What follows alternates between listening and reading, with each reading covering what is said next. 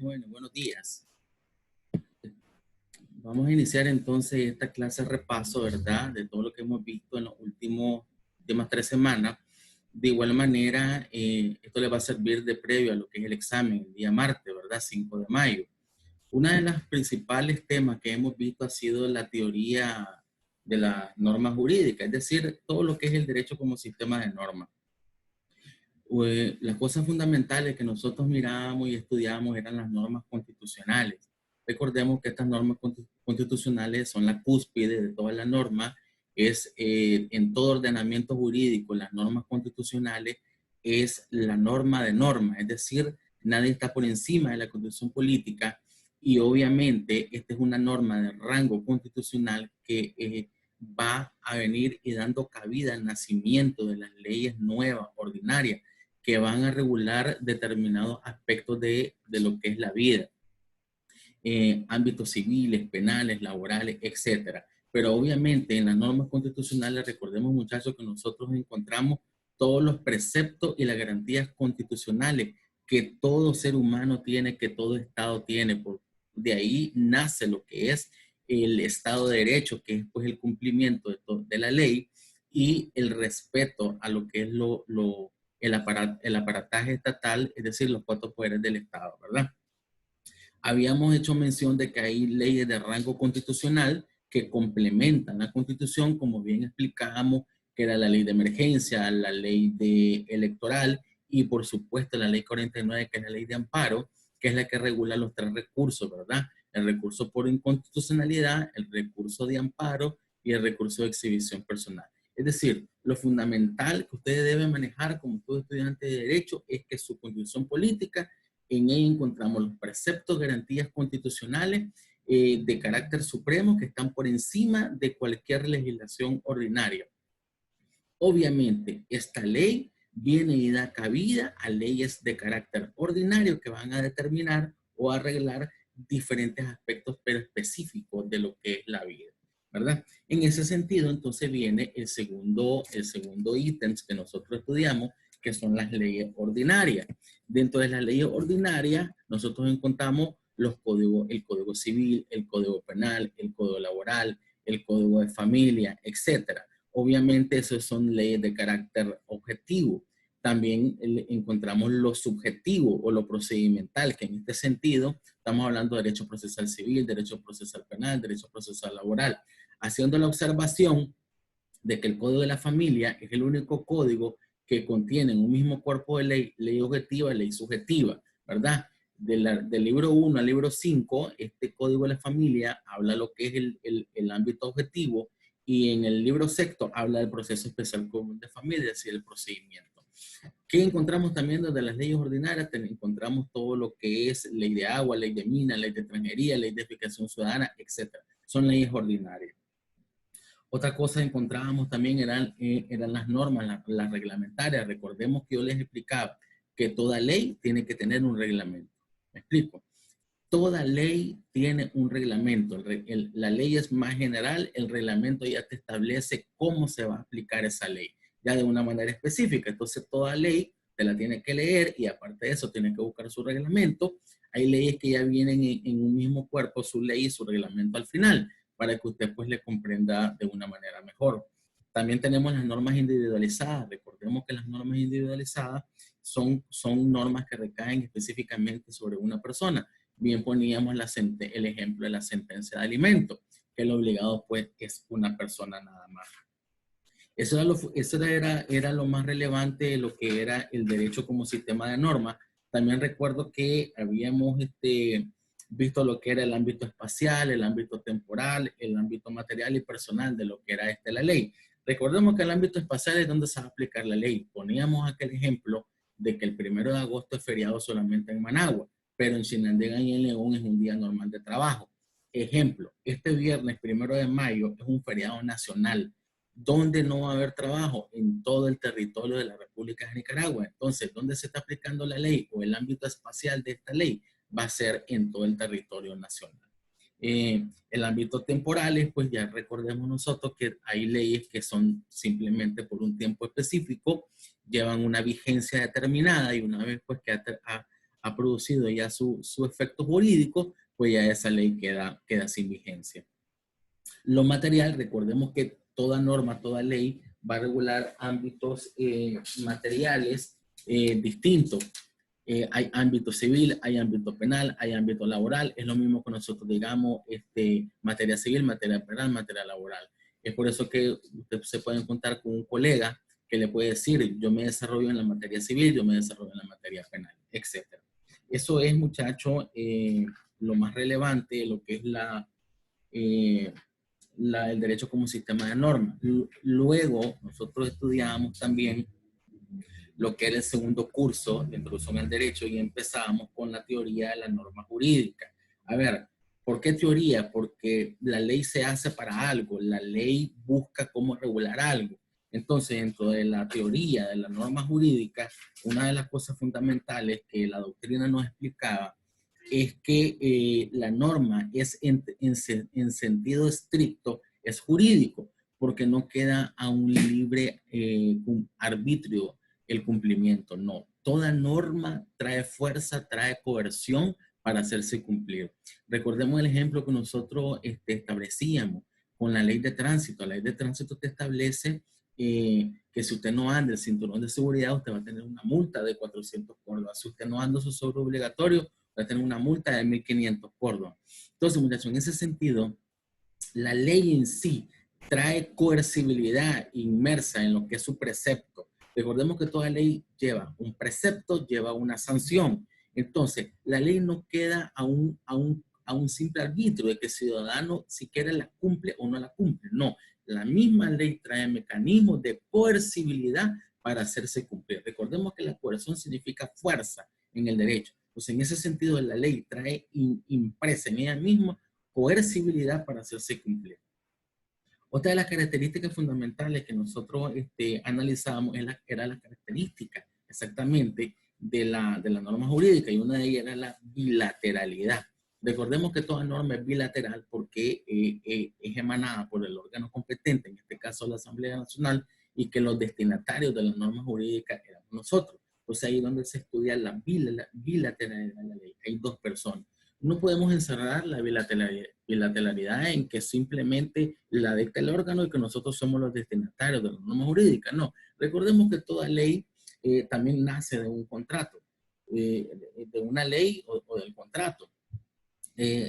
Más adelante ustedes estudiaron la teoría de la relación jurídica y estudiaban que la relación jurídica puede nacer en virtud de la ley, en virtud de un contrato, porque poníamos el ejemplo del contrato de arrendamiento. El arrendador y el arrendatario se obligan a responsabilidades, cumplir canos de arriendo, cumplir el depósito, cumplir con pago de impuestos, cumplir con los plazos de los contratos, etc. De ahí nace la bilateralidad, no podemos enfocarla solamente en lo anterior. Obviamente ya hablábamos de la coercibilidad, ya está más que ampliada, que toda ley trae mecanismos para hacerse cumplir. La ley es imperativa, esa es otra característica, es decir, es imperativa porque impera para todo. Una ley no se hace específicamente para una persona o para otra persona.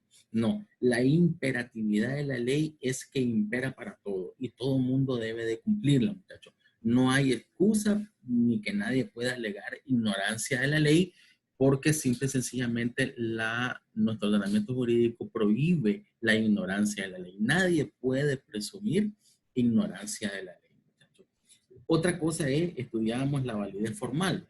Recuerdan que una ley tiene las dos características fundamentales, que es la legalidad y la legitimidad, cuando viene dictada del órgano competente. Entonces, podemos decir que la ley tiene validez formal porque primeramente es dictada por el órgano competente, y también no podemos olvidar que es porque ha venido sufriendo el proceso de formación de la ley. Es decir, que la ley ha cumplido todas sus etapas en la formación.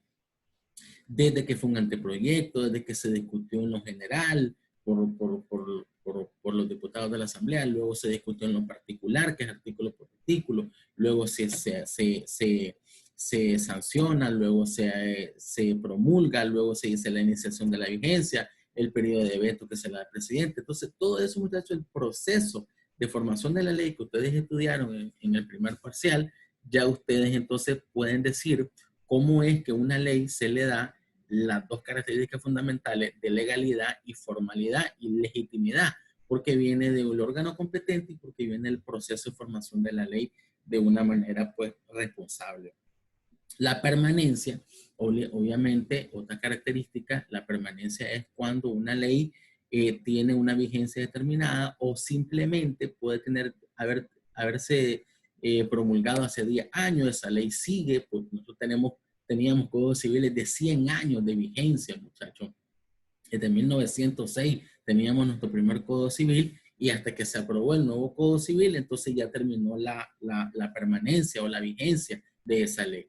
Nosotros teníamos leyes dispersas como la ley de divorcio, que era la ley 38, la ley 143, que era la ley de alimentos. Entonces, cuando vino el Código de la Familia y esa ley 38 de disolución del vínculo matrimonial, por voluntad de una de las partes, la ley 143 de alimentos quedaron derogadas.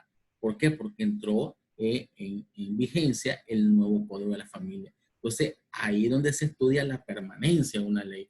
Una ley va a estar vigente mientras no venga otra ley que derogue la anterior y que obviamente empiece la nueva ley su vigencia o su supremacía.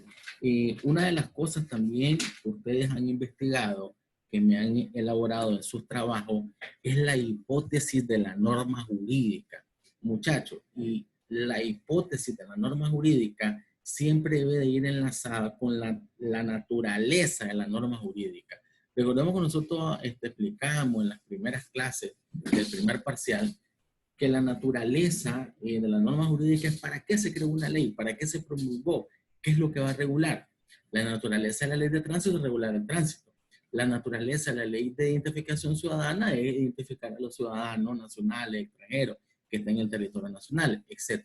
Entonces, toda ley tiene una naturaleza jurídica, el por qué se hace, y también tiene una hipótesis, es decir, una posible solución. Si nos podemos ir un poco más complicado, podemos ver la hipótesis de la norma penal. La norma penal está codificada, tipificada con delitos de hurto, de estafa, de violación, violaciones agravadas, robo, etc. Entonces, la ley prevé posibles situaciones que se pueden dar y prevé posibles soluciones al prohibir esa conducta ilícita y al establecer una pena. Es decir, ya la ley prevé que hay un posible violador, que hay un posible estafador, que hay un posible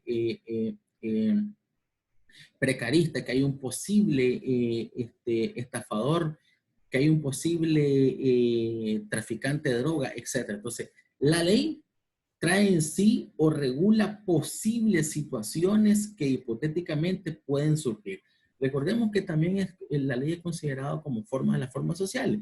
Entonces, las nuevas formas de delinquir van dando surgimiento a nuevas leyes y nuevos códigos, ¿verdad? Es por eso que todo ordenamiento jurídico, muchachos, siempre se va actualizando todo su ordenamiento jurídico, porque no podemos quedarnos con leyes estáticas ni con códigos estáticos, porque el ser humano vive en constante evolución y así también evoluciona el delito. Entonces, asimismo, a la par, debe de ir evolucionando el derecho, el ordenamiento jurídico, acoplándose a la nueva conducta, a la nueva tipicidad.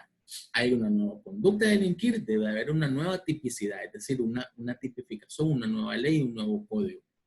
Entonces, es importante, muchachos, también que ustedes pues refuercen la lectura de la hipótesis de la norma jurídica, que ya sabemos que está en el curso número 2 a partir de la página 21. Y un último trabajo que ustedes hicieron, que entregaron el día de ayer, martes 28 de abril, era el tema de la relación jurídica, y es uno de los últimos temas que entra a examen. Obviamente leí sus trabajos y empezaban a hablar de que el ser humano primeramente no puede vivir en estado de anomía, es decir, carente de norma, y que obviamente el ser humano vive en constante relación. Obviamente, si nosotros hablamos de una relación amorosa, pues es una relación amorosa, de afecto, no hay ningún problema. Si tu novia te deja o el novio te deja, pues simplemente se ha roto una relación amorosa. No hay más nada de que hablar sobre eso. Pero si nosotros tenemos una relación jurídica, entonces esa relación jurídica es porque se convierte o se ha convertido en una relación contractual.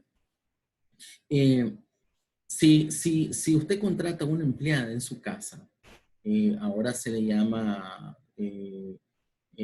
asistente del hogar, usted hace un contrato laboral, entonces usted tiene una relación contractual laboral. Si a usted lo contratan en su trabajo, usted tiene una relación contractual laboral. Si usted ha suscrito, alguien le ha hecho un préstamo de $5,000, usted tiene una relación contractual de mutuo por la vía civil, porque usted ha firmado un contrato de escritura pública donde usted se ha comprometido a pagar un mutuo con intereses, etc. Si usted tiene firma un contrato de arrendamiento, un bien inmueble, usted tiene una relación contractual de naturaleza civil, donde usted está utilizando la figura jurídica del arrendamiento de un bien inmueble. Entonces usted le une a esa persona una relación contractual. Y lo último, y no menos importante, porque sí es extremadamente importante, la teoría de la relación jurídica, es que esa relación jurídica puede nacer en virtud de 5 elementos muy específicos y medulares. Lo primero es que la relación jurídica nace en virtud de la ley. Nosotros estudiamos, eso es considerado, muchachos, cuando ustedes estén estudiando Derecho Civil 3, si no me equivoco, sin parte de la asignatura de Derechos de Obligaciones, vamos a estudiar lo que son las fuentes de las obligaciones o la fuente de la relación jurídica. Y una de ellas es la ley. Luego es el contrato, luego el cuasicontrato. Luego viene el delito y el cuasidelito. Son las 5 fuentes del derecho de que muchos doctrinarios han escrito sobre lo que es las fuentes del derecho o las fuentes de las relaciones jurídicas. Entonces, en síntesis, la relación jurídica es toda relación, valga redundancia, jurídica que usted tenga una persona con otra persona, donde se ha plasmado derechos y obligaciones, muchachos, ¿verdad? Se ha plasmado derechos y obligaciones. Usted puede ser un ingeniero y usted lo han contratado para que usted haga un edificio, entonces usted tiene una relación contractual de naturaleza de obra civil. Entonces tiene que cumplir esa obligación. Entonces, pero primeramente hay una relación jurídica en virtud de la ley, porque la ley es la primera que nos obliga. Ejemplo, si el Código de la Familia establece que si yo tengo un hijo, yo debo dar el 25% de mis ingresos, tanto ordinario como extraordinario, entonces yo ya tengo mi principal fuente de la obligación, mi principal relación jurídica que puedo tener con mi esposa. Entonces, si yo tengo un hijo con mi esposa, mi principal relación jurídica, primero es el matrimonio, obviamente, o ponerle que no estés casado, que estés en una unión de hecho estable, pero vos tenés un hijo con esa persona. Entonces, la relación jurídica que vos tenés con esa persona, ya te lo establece la ley 870, Código de la Familia, que hay ahí muchas cosas. Hay relaciones alimenticias, hay relaciones afectivas, porque hay regímenes de visita, hay derechos y obligaciones. Entonces, ya es la ley la que a mí me obliga. Ejemplo, vamos a dar un ejemplo de este 1 de mayo. El Código del Trabajo ordena y mandata de que el 1 de mayo se debe dar a vacaciones con goce de salario. Entonces, todo el mundo está en su casa descansando el Día Internacional del Trabajador y está recibiendo su salario normal, porque esa es una prestación que establece la ley, el Código Laboral. Igualmente el prenatal, el postnatal, si usted ya tiene un accidente, usted tiene un subsidio, entonces ya la ley le prevé ese tipo de indemnización. Entonces, la relación jurídica nace en virtud de ¿qué? En virtud de la ley. Obviamente, muchachos, después viene la relación jurídica contractual o el contrato, que ya hemos ejemplificado cuando que un contrato hay una relación jurídica contractual, como por ejemplo, repito, arrendamiento, hay un mutuo donde me han hecho un préstamo de algún dinero o tengo un contrato laboral. Son las dos un poco más sencillas de comprender. Obviamente, después viene el cuasicontrato, es una cosa más complicada, porque el cuasicontrato es considerado el cuasicontrato el poder, el mandato. Cuando ustedes escuchen poder especial de representación o cualquiera, poder general judicial, poder generalísimo, nos estamos refiriendo a la figura jurídica que regula el Código Civil del mandato. Perdón, entonces el mandato es considerado también una fuente de las obligaciones, una relación jurídica, porque usted a través de un poder especial le da a una persona facultades para que se presente en nombre suyo a hacer una gestión, a hacer una diligencia. Entonces, es un poco más complicado, no quisiera extenderme tanto ni explicarles tanto, porque obviamente ustedes no han visto derecho de, bueno, ya no se llama derecho civil 1, antes se manejaba civil 1, que eran personas y familias, civil 2 bienes, civil 3 obligaciones, ya no se maneja así, el pensum ha cambiado un poco y ahora tengo entendido que se da personas y familia, algo así. Entonces ustedes no han visto personas y familia, no me gustaría ampliarles mucho en lo que es el cuasicontrato, pues, pero para que ustedes, porque como la doctrina de introducción al derecho lo habla, de las principales fuentes de la razón jurídica, que son la ley, el contrato, el cuasicontrato, el delito, el cuasidelito. Lo que te quiero entender es que esas 5 posibilidades te dan a vos la cabida que hay una relación jurídica. Ya explicamos la ley, ya explicamos el contrato, ya les expliqué que el cuasicontrato es el mandato. ¿Por qué es cuasi? Porque casi es un contrato, porque el obligado uno. Y yo le digo que la cosa se pone más complicada. Cuando usted otorga un poder, usted va donde un notario. Y no es necesario que la persona que va a hacer la gestión llegue donde el notario, porque solamente llego yo, el dueño del mandado, llego donde el notario. Yo puedo haber comprado un vehículo y entonces yo no tengo tiempo para irlo a registrar a tránsito. Entonces yo me voy de un notario y yo de previo consulto a un amigo, mira, fulano, ¿me puedes hacer el proceso de inscripción del vehículo? Yo te voy a pagar, ponele que le vas a pagar $100 o tal vez te está haciendo el favor. Muchas veces hay personas que saben que el hijo está trabajando, entonces el papá el que tal vez les hace las gestiones del carro nuevo que acaban de comprar, por darles un ejemplo, muchachos. Entonces, ¿quién va a donde el notario? El dueño del carro. El dueño del carro le da un poder especial a esa persona para que le haga esa gestión. ¿Quién firma el protocolo del notario? Solamente lo firma el dueño del vehículo. No es necesario que firme el que va a ir a hacer el mandado. Por eso es que es considerado el mandato como un cuasi contrato. Porque si a mí me dan el poder para que yo vaya a hacer esa gestión, pero si yo no voy a hacer esa gestión porque me dio pereza, porque no quise o porque me peleé con la persona, a mí nadie me puede obligar a que yo haga esa gestión. Pero ¿por dónde es el meollo que nace el cuasicontrato como una fuente de obligación? Ejemplo, a mí me dan un poder para que yo vaya a retirar la liquidación de una persona. Digamos que yo trabajaba en una empresa, pero resulta de que me dan un nuevo trabajo y ese trabajo es ir fuera del país. Yo pongo mi renuncia inmediata y me voy fuera del país. Entonces, mi liquidación está en los 10 días que manda el Código Laboral. Entonces yo llamo a un amigo, mira, fulano, te voy a extender un poder para que vos vayas a la empresa donde yo trabajaba y vos vayas a cobrar mi liquidación. Perfecto, te dice tu amigo, hágalo, yo voy a ir a cobrar la liquidación y ya hablé con el notario que te va a hacer el poder. Entonces ya la persona viene y antes de irse fuera del país, hace el poder, ya se lo firma el notario y ya lo deja ahí. Allá a los 3 días llega la persona que va a ir a cobrar la liquidación. Obviamente ya el amigo tuyo ya se fue fuera del país, pero él ya dejó todo listo para que fuera a cobrar la liquidación el amigo. Pero el amigo viene, retira el dinero y después se roba el dinero, se roba la liquidación, se lo come, qué sé yo. Entonces ahí ya nace, muchacho, una obligación jurídica ya adversa que puede dar surgimiento a un proceso inclusive de orden penal, qué sé yo.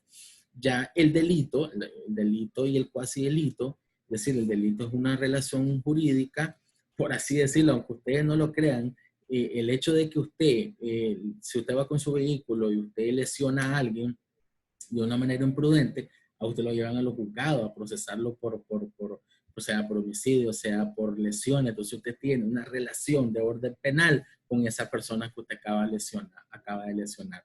Es ahí, muchachos, que no solamente las relaciones jurídicas nacen en virtud de la ley o de un contrato donde todo es lícito. No. Algo ilícito también puede dar nacimiento a una relación jurídica, como bien lo ejemplificamos, con el tema este del delito que usted puede haber cometido. El cuasi delito es cuando tal vez vos no quisiste cometer el delito, pero la persona sufrió un daño. Un ejemplo puede ser yo siendo médico, le administro lo que es antibiótico a una persona sin antes consultarle que será alérgico a la penicilina. Entonces yo le cometí un cuasi delito porque yo caí en algo que la ley regula, que se llama la negligencia. La negligencia se puede dar por impericia, porque es decir, viene de la palabra perito. Entonces, si soy un perito es porque yo sé de algo. Si, entonces es negligencia o impericia, es decir, que no era perito en eso. Perito no solamente, muchachos, perito de criminalística, perito de balística, no. El perito es alguien que sabe de algo. Un médico es un perito porque él sabe del cuerpo humano, él sabe de salud, él sabe de dosis de medicamentos, etc. Entonces, el cuasidelito se da por negligencia o por impericia. Es ahí donde yo les explicaba de que es bien difícil y complejo ponernos a hablar de esto, de la relación jurídica, pero yo quiero que ustedes manejen que la relación jurídica o las fuentes de la relación jurídica o las fuentes de las obligaciones se dan por 5 elementos fundamentales, lo que es la ley, el contrato, el cuasicontrato, el delito y el cuasidelito. Eso está bien regulado en el Código Civil. Si alguien pues lee a partir del tomo 2 del Código Civil que habla de la fuente de las obligaciones, pues bienvenido sea, ¿verdad? Que se quiera ilustrar de eso. Entonces, muchachos, este ha sido el repaso de todo esto que hemos hablado. Va a entrar el examen y entonces estamos siempre a la orden. Que tengan ustedes un excelente día.